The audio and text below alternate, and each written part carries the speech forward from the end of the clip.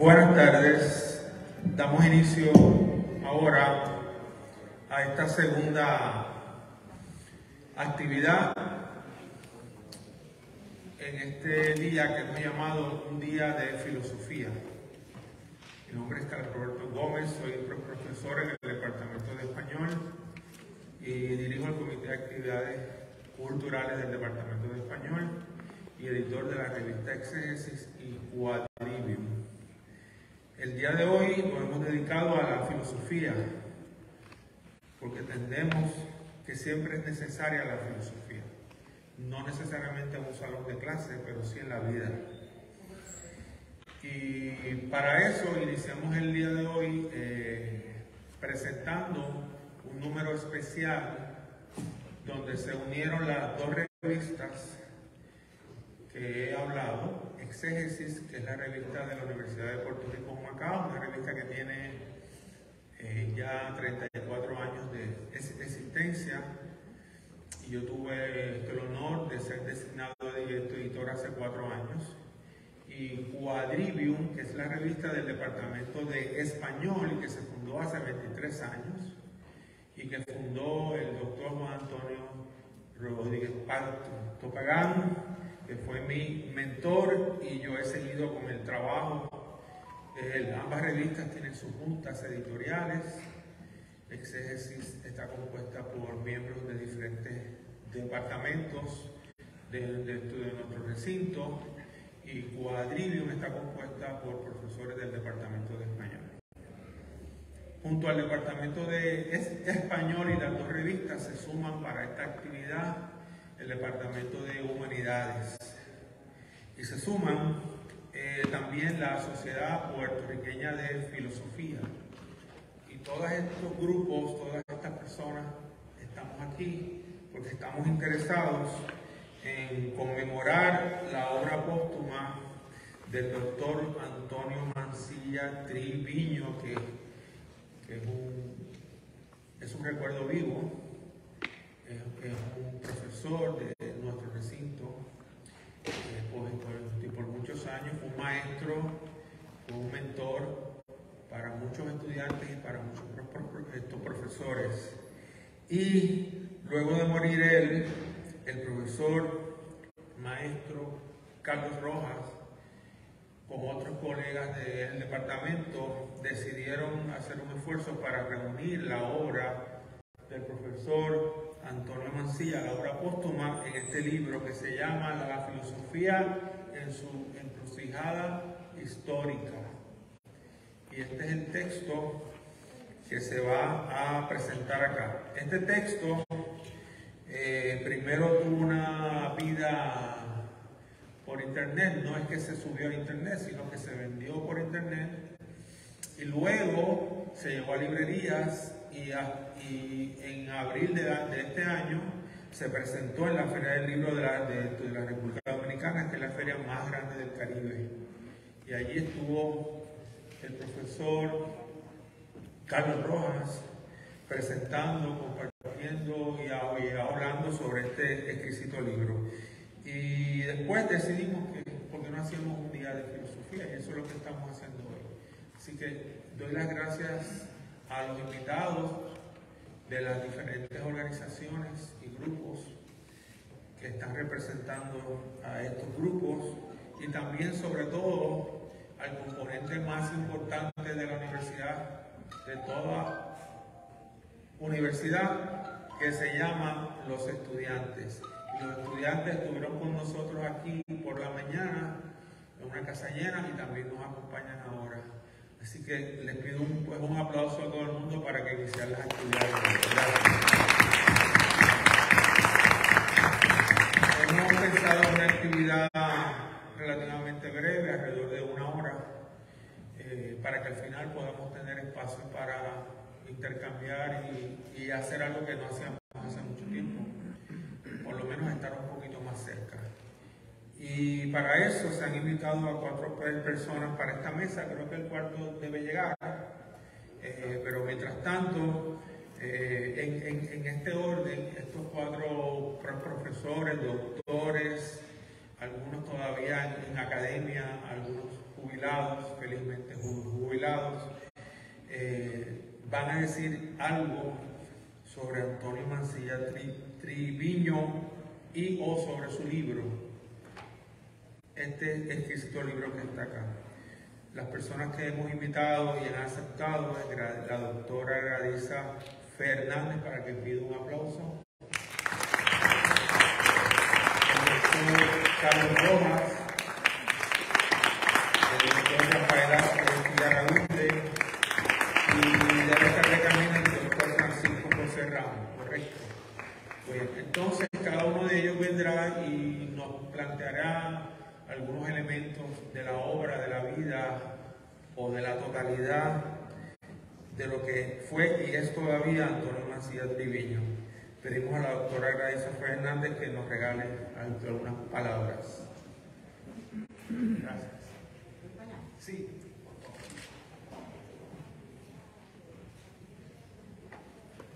Voy a esperar que entren estos estudiantes.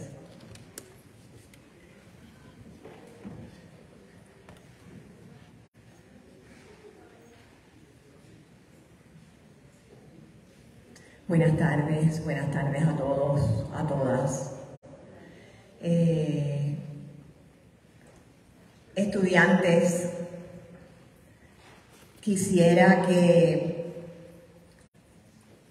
podamos tener un momento donde escuchemos, apaguemos los celulares,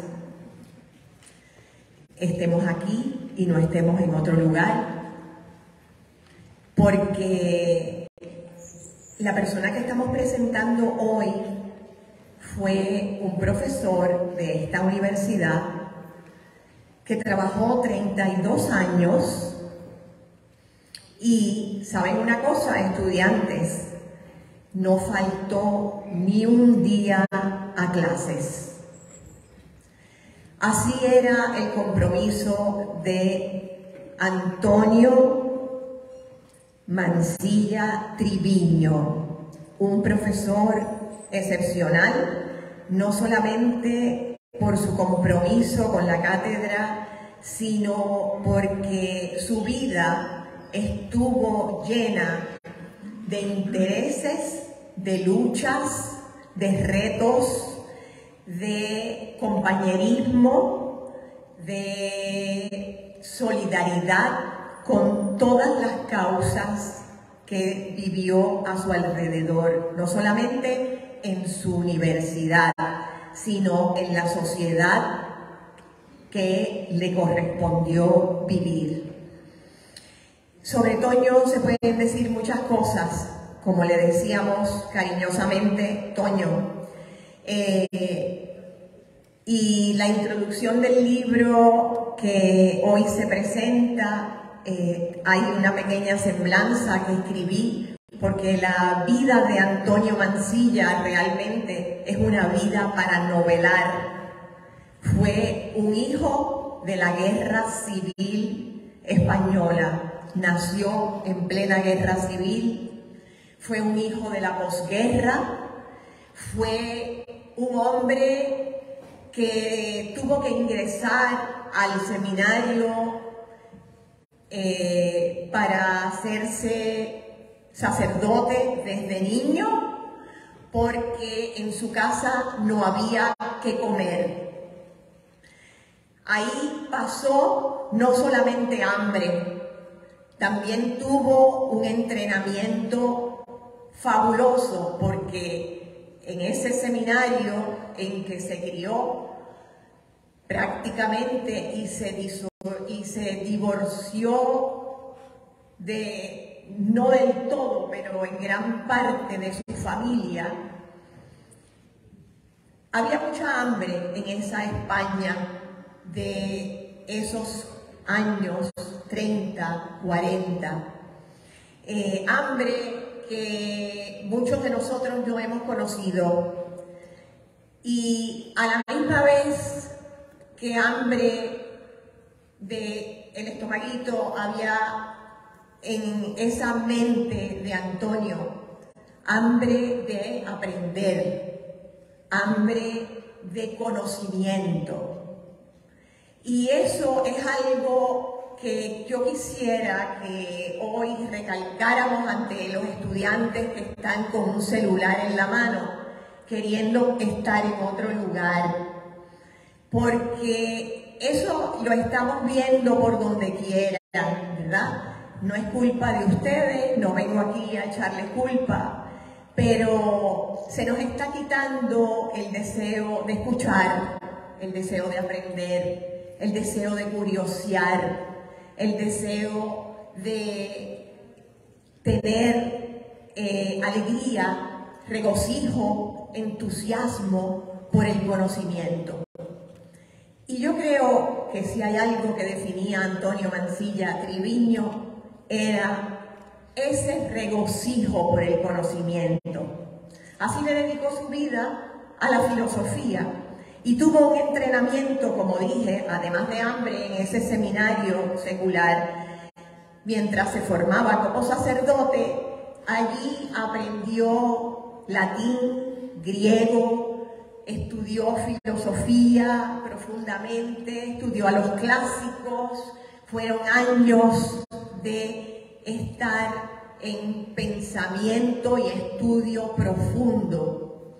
Y además de pensamiento y estudio profundo, estaba al tanto, cuando le tocó ya dar misa, al tanto de la sociedad a la que se estaba refiriendo. Y siempre, como había pasado tanta hambre él y su familia y habían visto lo que era vivir esa posguerra, estaban viviéndolo precisamente, siempre fue solidario con las causas pobres y fue además un concienciador de las clases trabajadoras y las clases luchadoras de esa España que le tocó vivir y de este Puerto Rico que nos tocó para adoptarlo. Así Toño, en estos 32 años en que estuvo en esta universidad, fue muchas cosas para esta universidad. Fue no solamente ese profesor que no faltó a clase, fue muchos años de senado académico, de representante a la Junta Académica, cofundador de la Asociación de Profesores Universitarios, presidente de la Asociación de Profesores por muchos años, cofundador de la CONAP, también aquí con el profesor Rafael Aragún en Calley, profesor emérito, que es un profesor al que se le reconoce una trayectoria de inmenso mérito en el 2013, también obtuvo la medalla Águedo Mojica. Y Toño además se fijaba en la salud de los aires acondicionados y además en la remoción de asbesto de los edificios, en que el ROTC estaba ahí y no debía estar un cuerpo militar en la Universidad de Puerto Rico y luchó para que lo sacaran. También luchó por la sindicación de profesores universitarios. Su compromiso ético fue un baluarte para todos los que le conocimos.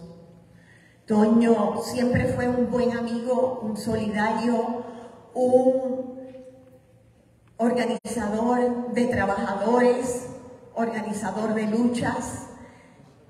Junto a su esposa Antonia siempre eran los primeros que estaban dando cara en las huelgas universitarias y en todas las luchas. Un filósofo práctico, un hombre que la religión no la dejó en la iglesia, que tuvo que abandonar porque la iglesia no entendía hasta dónde necesitaba Antonio llevar su espíritu. Y por eso tuvo que abandonar la iglesia católica e irse a la verdadera iglesia, que es la de ser bueno y hacer el bien todos los días de la vida y crear justicia social y justicia humana donde quiera que estaba. Ese es Antonio. Y para los estudiantes, quisiera transmitirle en este momento que venimos a la universidad a formar esos seres humanos. Aquí nos traen obligados, ¿verdad? Agarran su celular, se van para otro planeta, nos vamos a Facebook, nos vamos a Instagram, nos salimos de aquí porque no me interesa. Pero la universidad es un maravilloso privilegio, es un lugar para conversar, para hablar de ideas, para darnos cuenta de las sociedades en que vivimos. Y hoy día, jóvenes queridos que están aquí, no hay tiempo que perder para muchos selfies. Hay tiempo para mirar la sociedad que les está tocando, que es muy injusta, está muy desintegrada, hay mucha contaminación, no solamente de la naturaleza, hay mucha corrupción social. Y no es hora de que miremos para el lado, es hora de que miremos de frente. Y les ha tocado a ustedes, desgraciadamente, jóvenes, la peor parte. Porque estamos en un momento de mucha muerte, pero también de mucha esperanza y de mucha reivindicación si los jóvenes se ponen a trabajar y la juventud despierta y mira la sociedad que les está tocando vivir. Estoy hablando de esto y no me estoy deteniendo en todos los méritos universitarios que podía mencionar de Toño, porque sé que Toño querría que yo dijera esto.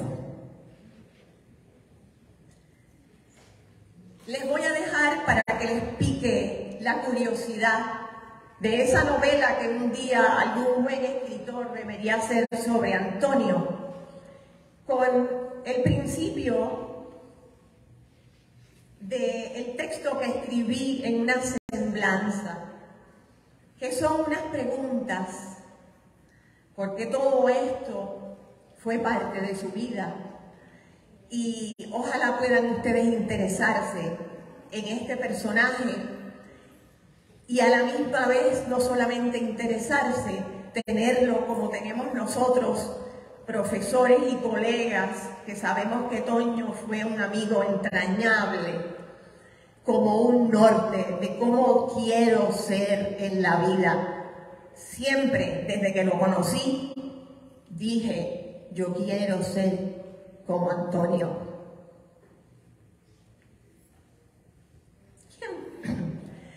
¿Quién fue Antonio Mancilla? ¿Acaso fue Antonio aquel seminarista, hijo de la posguerra civil española, que desde los 11 años comenzó a recitar en griego y en latín? ¿Será el mismo que un día ya no pudo entrar más en las tabernas, pues se lo prohibía ahora su ordenanza de clérigo de tonsura? O también aquel cura de sotana negra que en Toledo iba en Vespa, en una Vespita que era una motora, a organizar los obreros.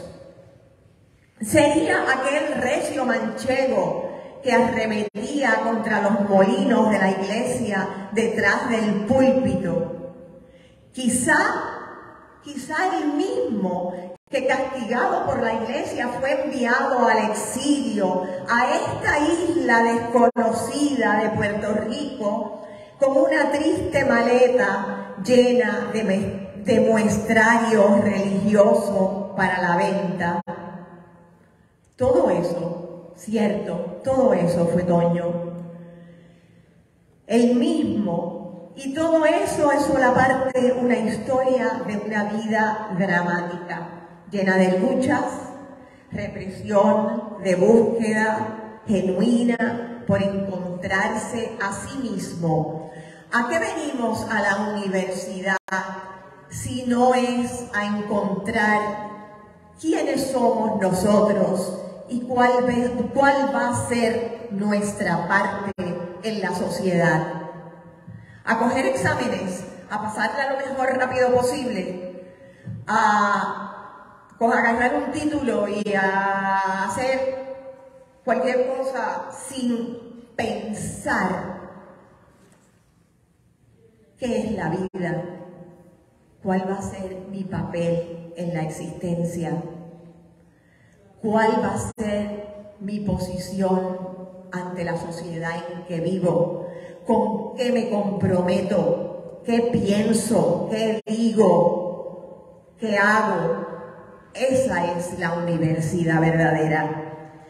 Y Antonio, en su discurso, con esto termino porque sé que tengo poco tiempo, en su discurso de profesor emérito citó palabras de Ortega, que siempre tenía la reflexión sobre la educación, y dice así: la universidad siempre representa un continuo reto para el universitario, lo que le exige espíritu de entrega y servicio.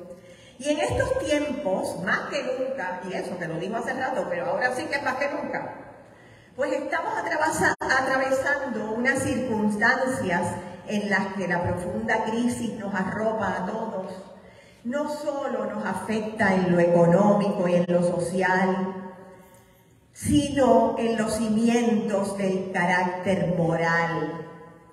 Ante esta situación se requiere del universitario un mayor sentido de entrega y servicio a la misma. Palabras de Antonio.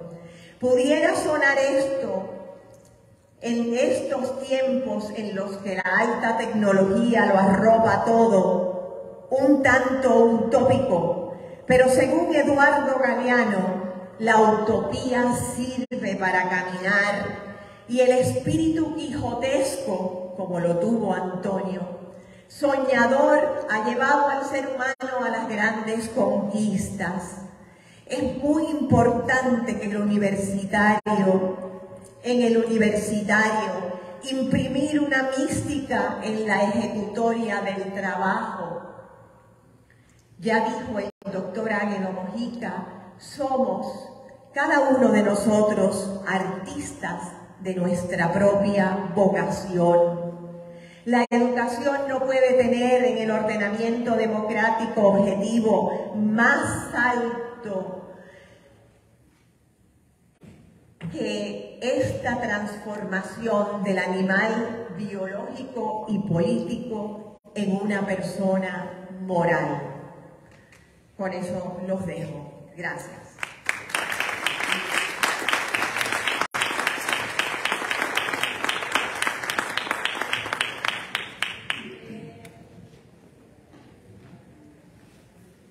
Buenas tardes a todos y a todas.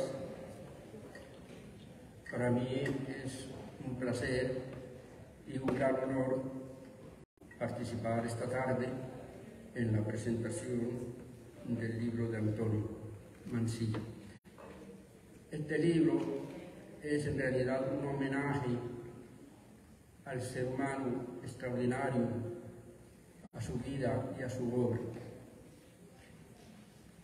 En él reunimos 20 artículos que él había publicado, algunos y otros son inéditos, y que su esposa, la doctora Antonia Rivera, me ayudó a reunir para este volumen. Así que lo concebimos como un homenaje a su persona. Voy a referirme a algunos aspectos muy brevemente del libro. Y comienzo con un epígrafe tomado del libro. Dice: terrible y conmovedor riesgo de un ser que desnudo, arrojado desde la evolución biológica, solo ha subsistido por su voluntad indomable y su capacidad creadora. Antonio Mansilla. Entre la riqueza y variedad de los ensayos contenidos en el volumen que contiene los trabajos académicos de Antonio Mansilla, he seleccionado algunas importantes referencias a la ética. Para Antonio Mansilla, el ser humano como ser social necesita unos valores y reglas de comportamiento, aunque éstas cambian históricamente. También reflexionamos sobre las prácticas morales de los seres humanos y en este caso hacemos teoría moral o ética. Cito: la ética como teoría podría decirnos en general lo que es la conducta sujeta a normas o en qué consiste aquello bueno que persigue la conducta moral. Los problemas de la moral práctica plantean interrogantes o motivos de reflexión ética. La ética no crea la moral, pues ya existe en las prácticas morales de los seres humanos en sociedad. El objeto de la ética es la conducta moral de los seres humanos. Ahora bien, el ser humano es histórico. Así también las reglas y valores de su comportamiento e incluso sus teorías éticas. La ética no parte de valores absolutos, sino de las prácticas morales según van cambiando en la historia. Ni la moral ni la ética pueden concebirse como algo dado de una vez para siempre, sino que tiene que concebirse como un aspecto de la realidad humana que cambia con el tiempo. No se puede tener una concepción ahistórica que se funde en la teología o en la naturaleza o en la idea de un ser humano abstracto separado de la sociedad. La moral surge cuando los seres humanos superan su condición meramente natural y actúa dentro de un ámbito social, llámese gens, fratria, tribu o polis. Cito: la necesidad de ajustar la conducta de cada miembro de la colectividad a los intereses de ésta determina qué se considere como bueno o beneficioso, es decir, lo que contribuye a reforzar la unión activa en común. De ahí surge un código moral, es decir, un conjunto de deberes y también de valores como la solidaridad, la ayuda mutua, el amor a la familia. Cito: el concepto de justicia responde igualmente al mismo principio colectivista. Se trata de una justicia distributiva, igualdad en la distribución de los bienes. Esta moral colectiva se aceptaba por costumbre y tradición. En cambio, la responsabilidad individual se desarrolla en una sociedad ya dividida en clases sociales. Asimismo, con la aparición de la sociedad dividida en clases, surge también la división en la moral. Se forma una moral de la clase dominante que pretende ser la verdadera moral, y surge también una moral de los oprimidos, los esclavos, en cuanto tienen conciencia de su libertad frente a la opresión de sus amos. La moral dominante tiene también sus teóricos, son los filósofos como Platón o Aristóteles.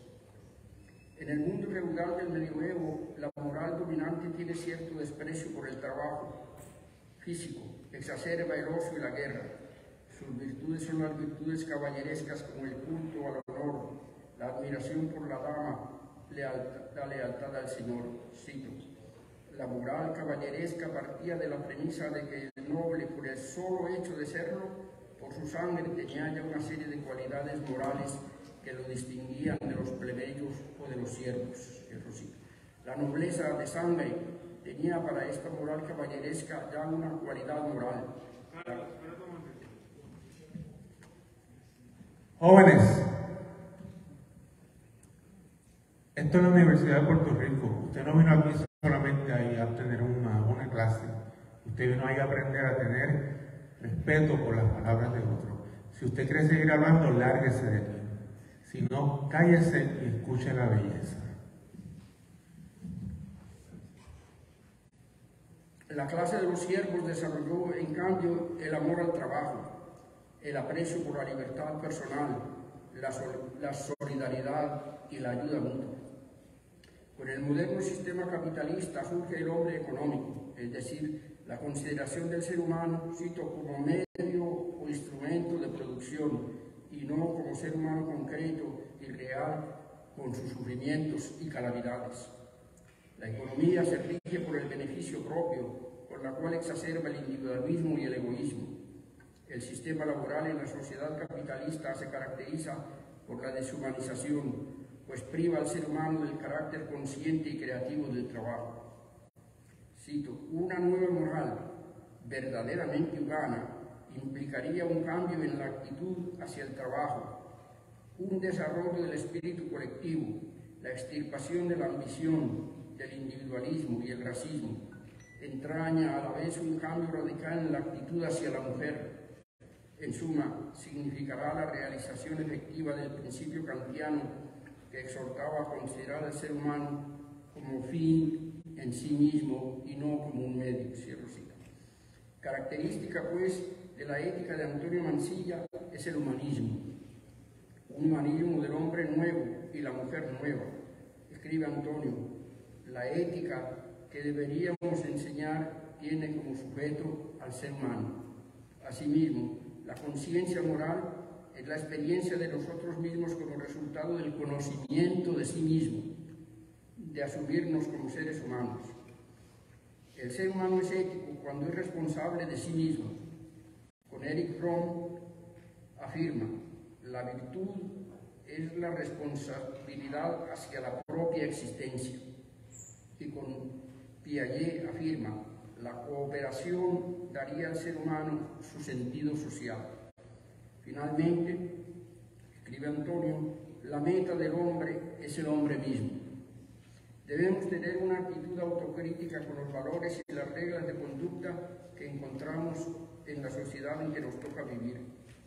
Con Paulo Freire, Mansilla nos invita, cito, a adherirnos al cambio que se encausa hacia la humanización verdadera del hombre. Debemos encarnar al ser humano nuevo en una unión con el pueblo, porque el pueblo tiene la capacidad creativa. A este marco teórico sobre la ética agrega Antonio Mansilla otros ensayos de ética con especial referencia a los problemas de la sociedad contemporánea, como la ética en la era digital, como el tema de los derechos de la mujer y como la amplia temática del trabajador en un mundo capitalista. Sobre la mujer escribe Antonio Mansilla, con motivo del centenario de Simone de Beauvoir. Escribe: no hay duda de que todavía a las alturas en el presente siglo, con sus reclamos de derechos para la mujer, invita y exige de la reflexión filosófica un nuevo planteamiento del ser humano. Cierro cita. No se trata de meros elogios a la mujer. Esto ya lo hacía la moral caballeresca del medioevo para halagar al señor feudal. La tradición filosófica ha enfocado de modo negativo el tema de la mujer. Simone de Beauvoir plantea un nuevo feminismo, una nueva manera de encarar la realidad humana de la mujer. La mujer, dice la autora, es una libertad autónoma, pero el varón la considera como lo otro, como lo objeto y como ser inesencial. Subraya Mansilla que Simone de Beauvoir no enfoca la realidad femenina como una naturaleza o esencia fija, sino como existencia. Y la existencia se hace a sí misma en el tiempo y desde la libertad. Si no hay naturaleza humana, lo que hay son situaciones en que la mujer es condicionada por la sociedad y la cultura. Cito: a la mujer se le niegan no solamente los derechos, sino y sobre todo la posibilidad de realizarse como mujer, su trascendencia misma. Mansilla cita unas significativas palabras de Simone de Beauvoir que dicen: el amor auténtico debería estar fundado sobre el reconocimiento recíproco de las libertades. Cada uno de los amantes se probaría entonces como sí mismo y como otro, y ninguno abdicaría de su trascendencia. Ninguno se mutilaría, juntos descubrirían a la par los valores y los fines del mundo. Para uno y otro el amor sería la revelación de un don de sí y del enriquecimiento del universo. Cierro cita. De Beauvoir elogia un texto de Karl Marx en que señala que la verdadera relación humana es la del hombre y la mujer y que el signo de pleno desarrollo de una civilización es el tratamiento que se le da a la mujer. Mansilla consigna el texto de Marx y la afirmación de la autora según la cual no es posible decirlo mejor. La auténtica humanidad, concluye Antonio, es la relación verdadera del uno con el otro. En la semblanza que escribe Gradisa Fernández para este volumen de ensayo de Mansilla, muestra cómo, para Antonio, esto no era teoría, sino práctica efectiva en la relación con la mujer. Cito: Toño ha sido uno de los verdaderos feministas que cuento y me sobran los dedos de la mano. Cierro cita. En el ensayo La ética en la era digital, afirma Mansilla que vivimos en una época donde prevalece lo informativo del mundo comunicacional. No tenemos hechos o valores, sino imágenes. La imagen telemática domina nuestro mundo comunicacional. Mansilla reivindica la sensibilidad humana en el sentido del contacto directo con los seres humanos, en lugar de la abstracta relación virtual, que es una relación distante. La ética ha de enfrentarse a estos nuevos retos que el mundo comunicacional nos somete, y por eso, invocando de nuevo a Kant, nos invita primero a pensar por sí mismo, segundo, a ponerse en el lugar del otro, tercero, a ser coherente consigo mismo. En lugar de una actitud dominante que es el distanciamiento, Mansilla nos propone una ética proximal, cercana en la auténtica comunicación humana. Sin auténtico contacto personal no hay ni siquiera una ética mínima. En otro artículo cita a Saramago y dice: no hay como la mirada de frente, la palmada en el hombro, el sentir la cercanía de otro ser humano. Hay también una reflexión de Mansilla sobre el Día Internacional de los Trabajadores. Nos ofrece la historia de dicha festividad y las consecuencias que se siguen de las luchas de los trabajadores y su acción revolucionaria a lo largo del siglo XX. Cito: el 1 de mayo tiene el significado histórico de la reivindicación de la clase trabajadora. Nació de la justa aspiración de los obreros de todo el mundo para obtener una conquista laboral, la jornada de 8 horas. Hoy es ley en todos los países del mundo. Sin embargo, para entrar en la historia, recibió su bautismo de sangre. Así son las conquistas obreras. Cierro cita. El ensayo sobre el monumentario Betances tiene especial significación para la ética, pues está dirigido a un grupo de estudiantes graduandos de la Escuela de Medicina y aprovecha la ocasión para invitar a emular la actitud ética y profesional de Ramón Emeterio Betances, pues el antillano fue un médico excepcional por su profesionalismo y su entrega generosa a los demás, especialmente a los más necesitados. Cito: este fue el sentido que tuvo la práctica de su profesión de médico, una práctica no solo curativa, sino liberadora. Se entregó en cuerpo y espíritu al ejercicio de la misma, sin miramientos egoístas, con la mirada amplia, humana, de hacer un pueblo saludable y libre. Paradigma profesional, esa fue la trayectoria profesional de Betances. Cierro cita. Termino con una reflexión de ética humanista, con la cual concluye su artículo sobre Confucio. Nos ha tocado vivir en unos tiempos en que el sentido del humano ha quedado quebrantado y nos aleja de los valores que acabamos de exponer. Los postulados de la sociedad economicista, tecnócrata, consumista, están socavando los cimientos humanistas. El culto al consumo y a la tecnología contribuye a este deterioro. El nuevo paradigma económico de la globalización, en vez de mundializar rompiendo las barreras raciales, culturales, nacionalistas de la pobreza, lo que ha conseguido es hacer más profundas dichas barreras y fomentar el etnocentrismo cultural. Muchas gracias.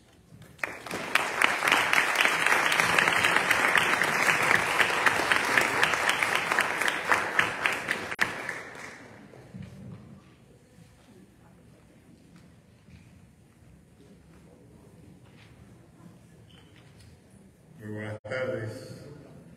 Voy a llevar a cabo un breve análisis del libro buen amigo y excelente compañero, Capitán Antonio Mancilla, dividiéndolo en 7 muy breves reflexiones que espero que puedan expresar lo que me parece que es lo más importante en el libro.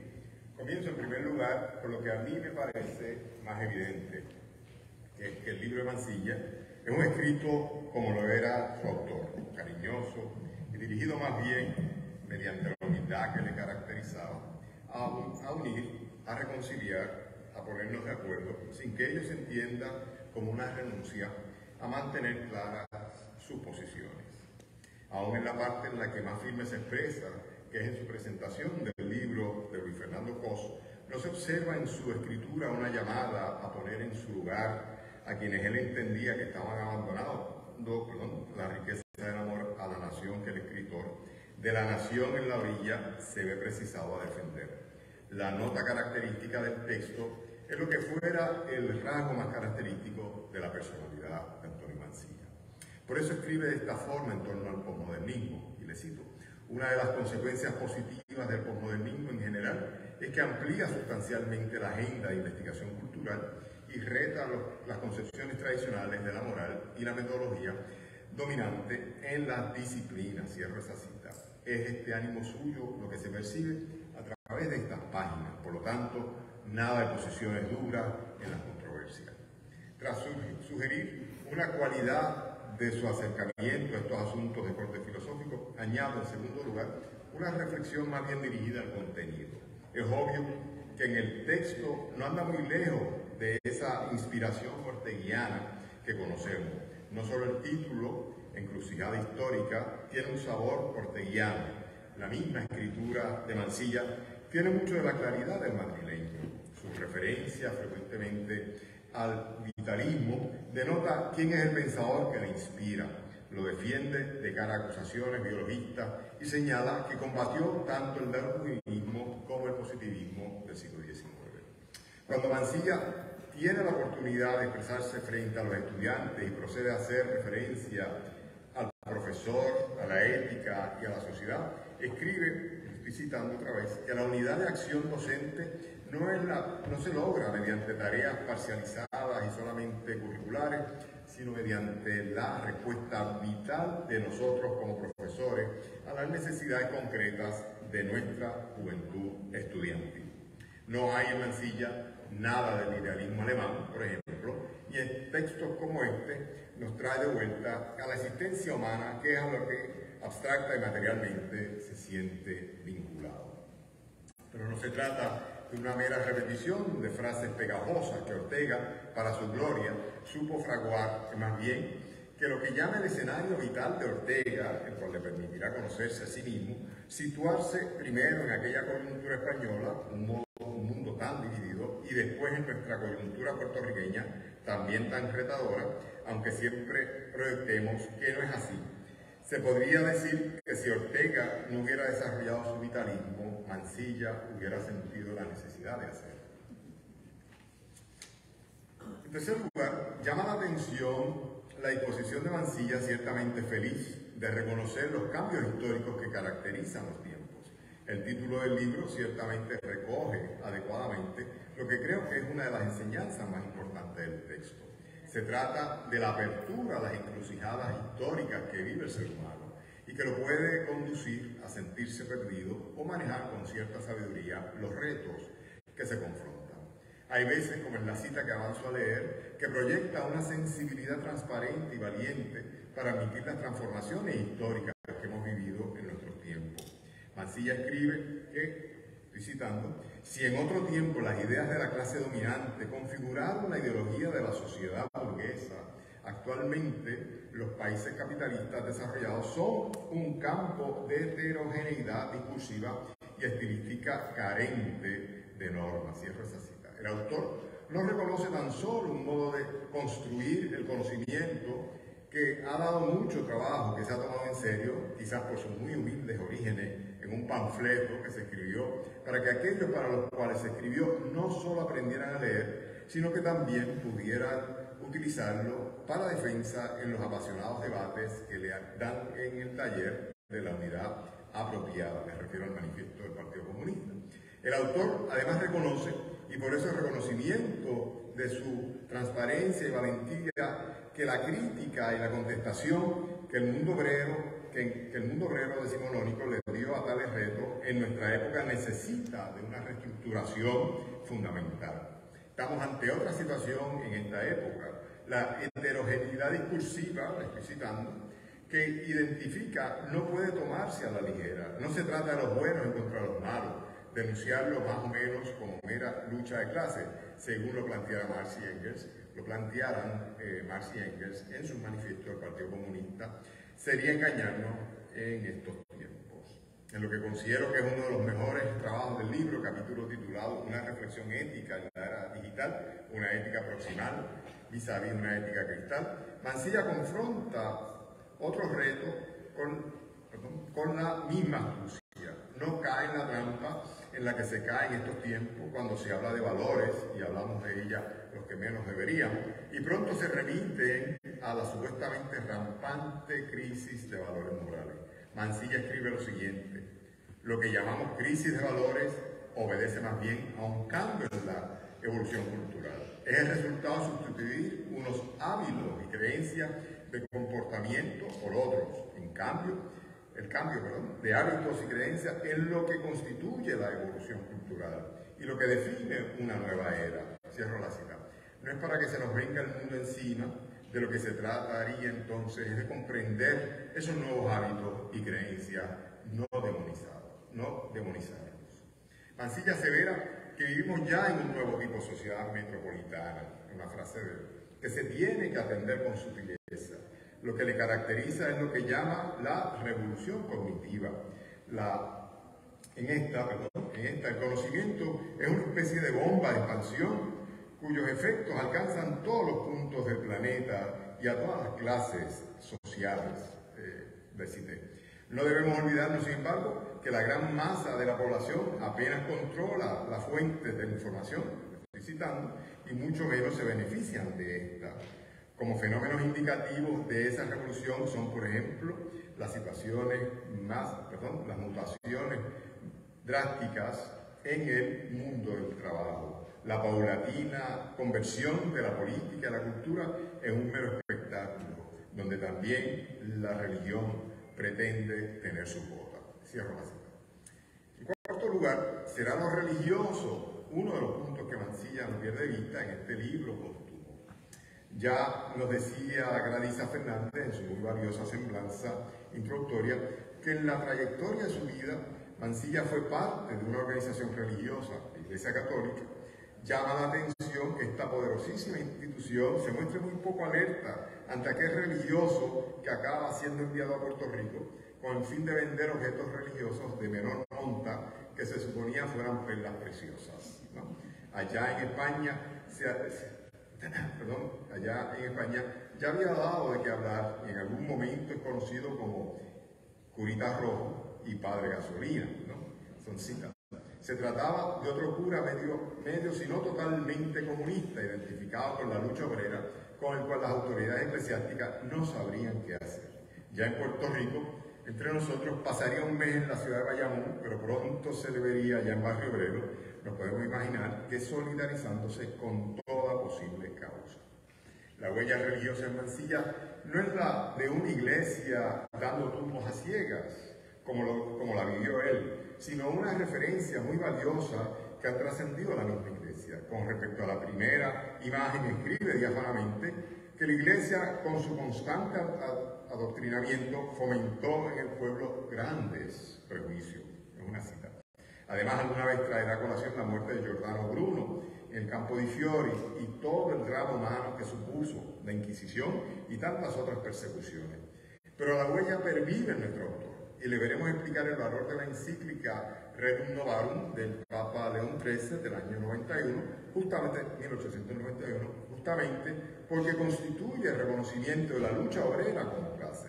Trae entonces a colación otras encíclicas como Quadragésimo Anno de Pío XI, Mater Magistra de Juan XXIII, Populorum Progressio de Pablo VI, Laborem Excessens de Juan Pablo II y Centésimos Annus, también de este último, mediante las cuales argumenta cómo la Iglesia intenta reconciliarse con el espíritu de los tiempos en el ámbito laboral central para la visión filosófica de nuestro autor. Pronto, aparte o punto aparte, al escribir sobre la Iglesia en el siglo XIX y dirigirse a la importancia de Rerum Novarum, Mansilla escribe que la institución, cito, se había presentado siempre como madre y maestra, cierro la cita, sin que estuviera refiriéndose a la encíclica que lleva el mismo nombre. La Iglesia estaba más presente en el autor que lo que denotan algunos pasajes críticos que antes hemos traído a colación. En quinto lugar, me parece que la lucha por la independencia de Puerto Rico recibió el autor un respaldo inmediato y está muy presente, como era de esperarse, en estos escritos. Se trata de su conciencia de la necesidad de que se maneja la vida como quehacer vital y no como despacho de mercancía baladí, lo que le inspira aquella solidaridad. Según Mansilla, este quehacer vital supone una continua elección que no se puede realizar sin el previo conocimiento de su mundo circundante, es decir, tras un procedimiento crítico. Por necesidad, tenía que identificarse vitalmente con cierto nacionalismo. La reseña que hace el libro de Pericós, que ya trajéramos a colación, es prueba al canto de que no podía permanecer distante de las dinámicas políticas que experimentara la isla en aquella época. Pero Mansilla, en sexto lugar, además de atender el compromiso vital que le caracteriza con temas como el de la identidad puertorriqueña, reflexiona también sobre otros asuntos. Lo que redacta en torno a los chistes y los sueños muestra una diversidad de intereses muy saludable. La referencia a los eruditos de cada uno de estos campos del saber, traducidas al castellano, no se hacen esperar y por lo tanto confirman la seriedad de sus acercamientos. Mansilla también escribe sobre Arthur Schopenhauer, el gran pesimista alemán de la primera mitad del siglo XIX. Le interesa sobre todo el espacio y el tiempo en este y por lo tanto la influencia que habría tenido en él, según Nietzsche, ya lo comentaba, el autor de las monumentales críticas, Immanuel Kant. Trabaja también el asunto de las ideas y creencias en Ortega y David Hume, el asunto de la muerte y Marx. Tiene también un escrito en torno al sentido de la ciencia en Yuri Lukács y Herbert Marcuse, en donde hace un rápido recorrido por las disputas que caracterizaron al llamado pensamiento marxista por mor de las visiones positivistas de Friedrich Engels tras la muerte de Marx. La insistencia de Engels en lo que se reconoció como materialismo dialéctico supuso en más de una ocasión un intento de encadenar la visión del desarrollo del socialismo y el comunismo que Marx impulsó y que intelectuales como Lukács y Marcuse continuarán elaborando con un cientificismo que ha resultado bastante estéril. Casi terminando, hacia finales del texto, Mansilla ciertamente nos sorprende con una defensa de la materialidad y hasta la tecnología como instrumentos de una forma de ser religioso. Según él, el cristianismo representa en considerable medida una religión de lo material, es una cita. Lo argumenta señalando que el cristianismo, contrario al platonismo, el orfismo, el estoicismo y el budismo, rechaza el dualismo y ama las realidades materiales, pues tras ellas descubre valores infinitos, trascendentales. Era una cita, según nos dice. Añade que en esa perspectiva materialista caminan hoy en nuestra América los movimientos populares de la teología de la liberación, tanto en el pasado cristiano, que se manifiesta, como hora en la hora, entre los benedictinos, en los trabajos de Carlos Foucault en el norte de África a principios del siglo XX, como en el sacerdocio obrero que él practicó, está presente esta vocación de encarnarse en los modos vitales del trabajo físico y técnico. Es una cita. Sin embargo, el cristianismo ha sido presa de tendencias y movimientos que han prevalecido con su aspiración a proyectar hacia lo trascendente este anhelo de salvación que Mansilla relaciona con la personalidad del ser humano, descontento, insatisfecho, y por esta razón necesitaba un mensaje de salvación. Pero esto cambia en nuestra época con el vertiginoso desarrollo de la técnica. Cambia necesariamente la idea de lo divino. Ahora tenemos la oportunidad, visitando, con la técnica de despertar del largo sueño idealista y arribar al terreno firme de la materialidad. Cierro la cita. ¡Qué sorpresa! Ideas que abandonó o que no tuvo tiempo de desarrollar. Se trata de un escrito de juventud, algún proyecto no continuado que habría querido desarrollar pero que no habría podido. Muchas gracias.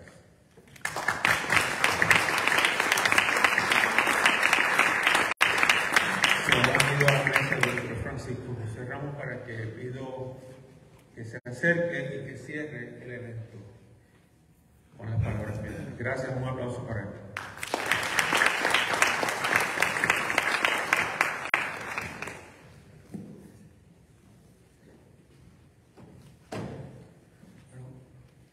Muy buenas tardes. Quería primero excusarme por el retraso y la tardanza. Me alegra mucho estar aquí. Y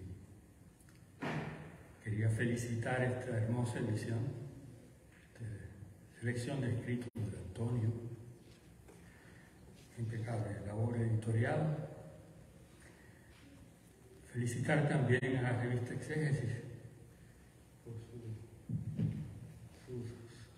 su persistir, que es más que resistir, y excusarme de haber podido estar esta mañana.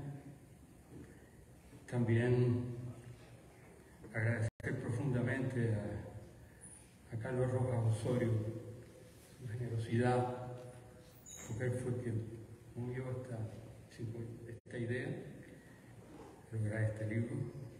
A Clarisa Fernández por esa semblanza sencillamente hermosa, conmovedora. Y a mi querido amigo Aragunde, por escucharles. Lamento que haya llegado tarde para Clarisa. Y dar un cálido y especial saludo a Antonia y a todos los que han querido estar juntos a su memoria aquí. Antonio, y quiero empezar, lo que voy a hacer es reflexionar a viva voz, más que leer un texto, decidí hacerlo así. Tampoco me voy a exceder, lo prometo. Pero hay unos versos de Cesare Pavese que siempre han llamado mi atención cuando un querido amigo muere, o incluso, por ejemplo, cuando murió mi padre. Los versos dicen así: sono giovani morti negli vivaci ricordo. Traduzco así: son jóvenes los muertos en el recuerdo que vive. Y yo pienso que eso es particularmente verdad en el contexto de un amigo filósofo, el luchador empedernido, con quien tuve hermosas y memorables conversaciones filosóficas. Y quien dice filosófica dice todo lo demás. En la filosofía está el amor, está la amistad, está la política y están también el más mínimo gesto de la vida cotidiana. Eso es realmente la experiencia filosófica. Por esa razón voy a limitar aquí, de una manera aparentemente improvisada, pero no es así, a poner perspectiva dos ensayos que llamaron muy particularmente mi atención de todos los que aparecen en el libro. El primero era el ensayo sobre Ortega. Antonio estudió sobre Ortega, su tesis fue sobre Ortega, y dedicó buena parte, diría yo, de su ánimo a seguir la pista de quien ha sido para mí un pensador olvidado en Puerto Rico, a pesar de todo el peso que tuvo en la Universidad de Puerto Rico. Yo de mi parte lo he redescubierto con gran entusiasmo. Pienso que es un gran pensador, no solamente español, sino ibérico y europeo, y cosmopolita. Y pienso que hubiese sido formidable conversar con Antonio sobre este redescubrimiento de mi parte de Ortega. El libro comienza con una cita de Ortega justamente, que quiero leer. Es del ensayo de Ortega en torno a Galileo. Pues bien, hay crisis histórica cuando el cambio de mundo que se produce consiste en que el mundo o sistema de convicciones de generación anterior sacude un estado vital en que el hombre se queda sin aquellas convicciones, por tanto, sin mundo. Pienso que ese planteamiento describe vivamente nuestra época y, por supuesto, no solo la época de Ortega, que ya sabemos lo que vivió y padeció como hombre, tantos otros de dos guerras y sobre todo la devastadora guerra civil española. Pienso que vivimos todavía el legado del siglo XX. Mayor testimonio no puede ser la guerra entre Rusia y Ucrania y las consecuencias que todavía están por verse del colapso de la Unión Soviética. Acaba de morir justamente Gorbachev. Así que estamos en el pulso vital de un mundo en descomposición, del fin de una época. Y creo que la filosofía nunca ha dejado de encarar esos momentos cruciales de la condición humana, desde antiguo hasta hoy. Pienso también que lo que forma un mundo, ahí coincido con otro filósofo, es precisamente la capacidad de la condición humana de hablar, porque el lenguaje no es solamente un instrumento de comunicación, es una experiencia que le permite a la mente y al cerebro organizarse, desde niño hasta el momento de morir. Por lo tanto, el lenguaje es aquello que no solamente distingue al ser humano, sino que hace posible el mundo que habita. La poesía, el arte y, por supuesto, y sobre todo, el erotismo, el amor. Entre los animales hay aparejamiento, pero en la condición humana está Eros. Y es tan travieso y juguetón como elusivo, como también lo es Afrodita. Y el deseo habita la esencia del hombre, dice Spinoza. Estamos ahí en unas coordenadas que yo pienso que compartirían tanto Antonio como Ortega. Son las coordenadas vitales que hacen posible el mundo. Y solo hay mundo porque hay condición humana. Lo otro es aquello que o no ha sido nombrado porque se desconoce, o resulta innombrable porque no se cuentan con las palabras para decirlo, o simplemente es ajeno a la condición humana, que es pues prácticamente el 99% de lo que llamamos el universo, conocido, desconocido o por desconocer. En esa misma línea de pensamiento que quiero seguir, hay una frase de Ortega que me ha parecido que apunta en una dirección que recoge muchas de las inquietudes de Antonio en este libro.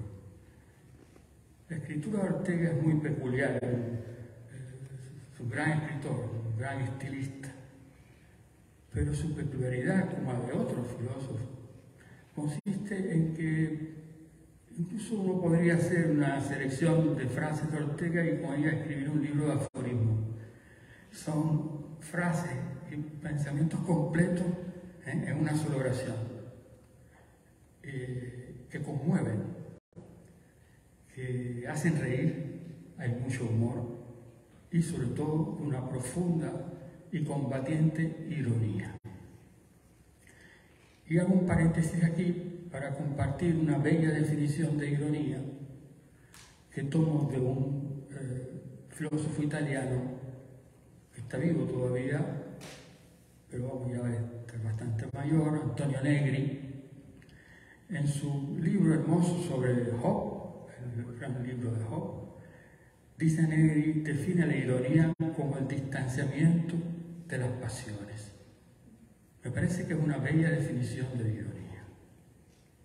Y pienso que tanto Ortega como Antonio, que tenía un gran sentido de humor, tenían también un profundo sentido de la ironía, sobre todo con él mismo y con las condiciones que le tocó vivir en nuestro país. Cierro el paréntesis. La frase de Ortega es esta: en la fe se está, en la duda se cae y en la filosofía se sale de esta al universo. La leo de nuevo.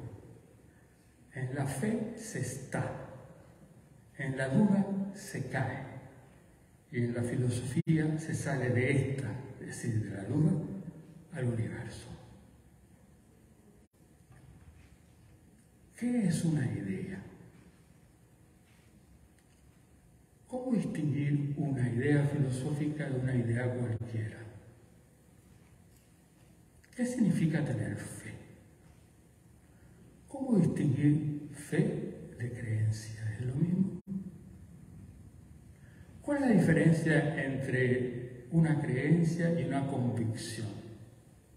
Por ejemplo, una creencia religiosa y una convicción filosófica o científica. La posición de Ortega estaba clara, y la de Antonio también. No me importaría decir que Antonio era orteguiano en muchos sentidos. Y es que la filosofía no podía tener otra tutela que no fuera la de su propia actividad o desenvolvimiento. De tal manera que la cultura ha de ser independiente, la filosofía ha de ser independiente de la teología, a la que tuvo subordinada durante siglos, pero también de la ciencia y también de toda estructura de poder que pretenda imponerse sofocando la libertad, aunque fuera en nombre de los más nobles ideales. Eso no es liberalismo, eso es radicalismo. Y pienso que ese radicalismo lo comparte Antonio en su pensamiento. Es un radicalismo vital. La palabra radical, ya sabemos, implica ir a las raíces, pero significa algo más. Significa urdir en las condiciones que definitivamente hacen posible que las cosas sean. Porque el punto de partida de Ortega, como de otros filósofos, es que las cosas son porque hay condiciones que la posibilitan. Y ahí se abre el horizonte de las posibilidades, pero también el asunto vital de lo imposible, que es algo fundamental para la condición humana. Ahora bien, ¿cómo distinguir lo imposible del ideal? ¿Qué es lo que distingue una idea de un ideal? ¿Qué es lo que distingue una idea de una ideología? Pienso que los textos a los que estoy aludiendo aquí, tengo presentes de Antonio, todos en el libro, pero particularmente el libro sobre Ortega y de Beckett, al que voy a aludir luego, pone énfasis en esa necesidad, insisto, vital y radical, de que la condición humana recupere la voz que le permite pensar siempre aquello que ennoblece su propia condición. Lo que es noble puede ser un cuestionamiento de la moral, incluso de los criterios del bien y del mal. Lo que es noble no meramente es lo que enaltece la inteligencia, sino también lo que permite reconocer la belleza, que es inseparable de la inteligencia, y la inteligencia que es inseparable de aquellas virtudes que forman las posibilidades de la convivencia humana. En ese contexto, cito un texto de Antonio donde resume, a mi modo de ver, con toda claridad, el pensamiento de Ortega. En Ortega, la idea es pura creación, fabricación de la mente. De ahí que las llame, ocurrencias. Por ser producto del juego creador de la mente, no poseen el requisito básico para prestarle el asentamiento firme de nuestra fe o creencia. Ortega parece no distinguir entre fe y creencia, y quizá sea importante distinguir. Sigo leyendo. Para Ortega, el estrato básico lo constituyen las creencias, originadas en un principio como ideas, ante el enfrentamiento con la realidad enigmática que produjo en el hombre una impresión tan fuerte que le provocó el instinto creador de ideas, las cuales con el tiempo se fueron consolidando y convirtiéndose en creencia. Ese es el resumen que Antonio Mansilla hace del pensamiento de Ortega. Vamos a pensar un poquito aquí, a la luz de las últimas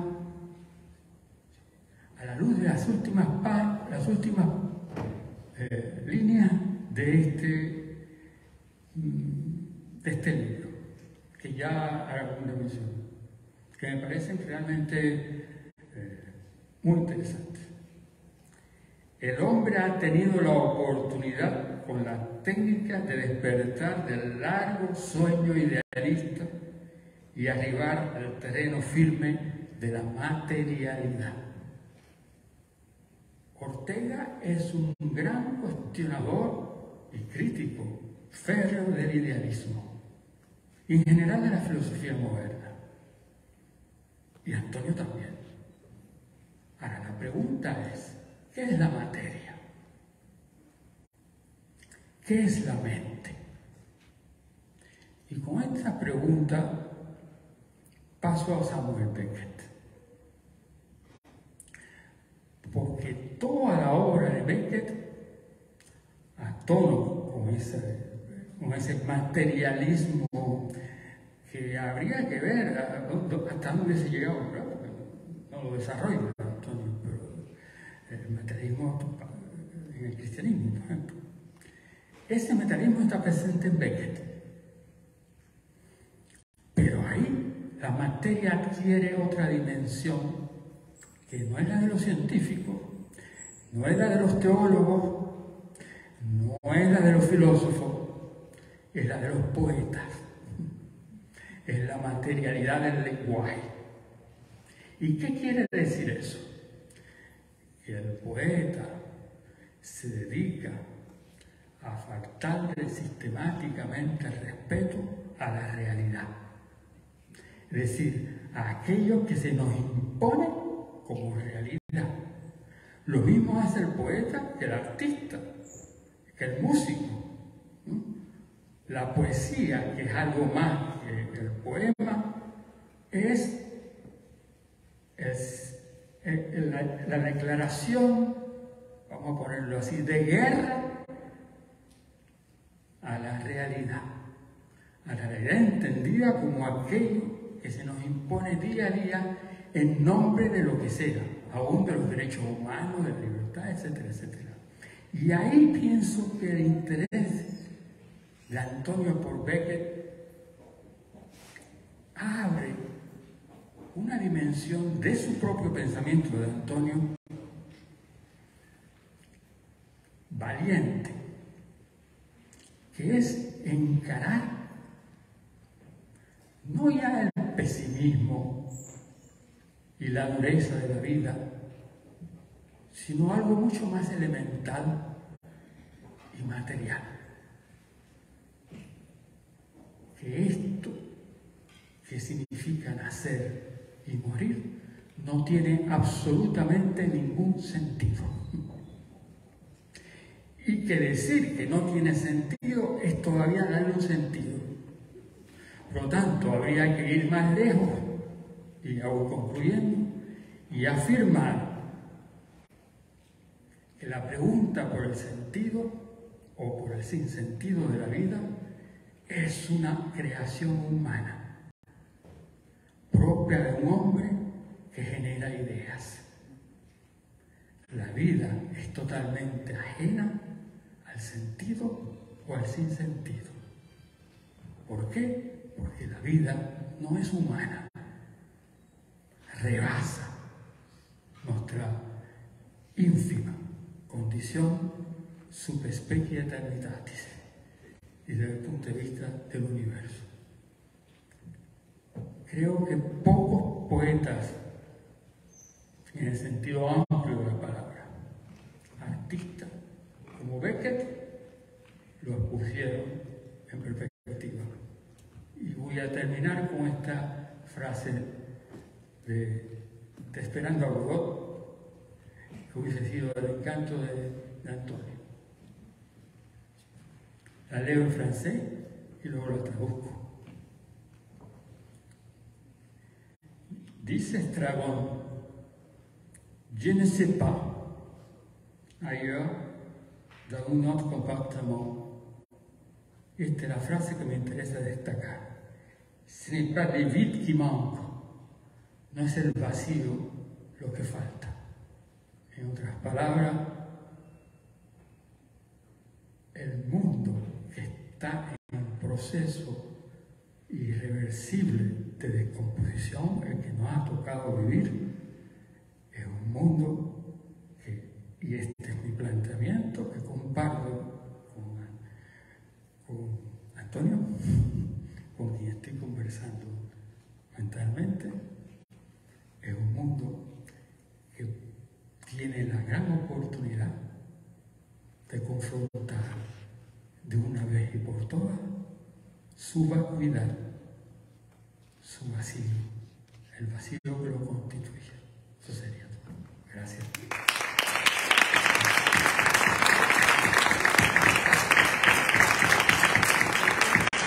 Extraordinario. Hemos terminado. Creo que para los estudiantes quizás es la primera vez que tienen una experiencia cercana con la filosofía de esta manera. Yo creo que la universidad debe de promover esto, estas puertas que se abren. Y por lo tanto, quiero reconocer a los estudiantes que han podido quedarse, algunos han tenido que ir porque ya estamos en clase. Vamos a regalar 3 libros de Antonio Mancilla. Mire usted, el de la gorra, venga a buscar el suyo. La joven allá atrás, la última. Usted, la camisa con manchas, venga, venga. Y usted, del pelo largo, venga, la joven del pelo largo ahí. Usted, venga. Ustedes 3 vengan, llévense cada uno un libro de Antonio Mancilla. ¿Qué les parece? ¿Está bien? Okay. Señores, gracias. Aquí están los autores, creo que hay libros allá afuera. Mire, si usted quiere, esa gente se lo puede firmar, algunos de ellos son gente importante o todos. Y hay libros allá afuera. Gracias por estar aquí. Hemos terminado un día de filosofía para los estudiantes. Gracias a la familia de Antonio Mancilla por haber confiado en el libro, en la universidad y en los estudiantes. Un aplauso para todos ustedes. Gracias.